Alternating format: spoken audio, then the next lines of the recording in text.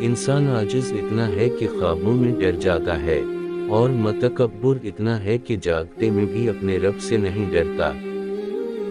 زندگی کا پہلا غسل بھی دوسرے دیتے ہیں اور آخری غسل بھی دوسرے دیتے ہیں، تو تکبر کس بات کا؟ آپ نے سنا تو ہوگا، انسان اپنے دوست کے دین پر ہوتا ہے، سوچ سمجھ کر صحبتیں اختیار کریں، یہ دوست جنت بھی لے جاتے ہیں اور جہنم میں بھی۔ ڈرتے رہو اللہ کی نافرمانی سے، جس کی قوت یہ ہے کہ جب تم بولتے ہو تو وہ سنتا ہے، اور جسے تم پوشیدہ رکھتے ہو تو وہ جانتا ہے۔ سکون کے دو ہی طریقے ہیں، ایک سب کچھ اللہ کے لیے چھوڑ دو، دو سب کچھ اللہ پہ چھوڑ دو۔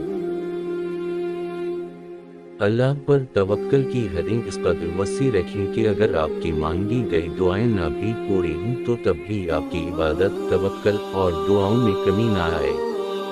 تمہارا کوئی ہم نشیں ایسا ضرور ہونا چاہیے جو تمہیں اس دنیا میں زاہد بنائے اور تم میں آخرت کا شوق پیدا کرے۔ لسان القرآن۔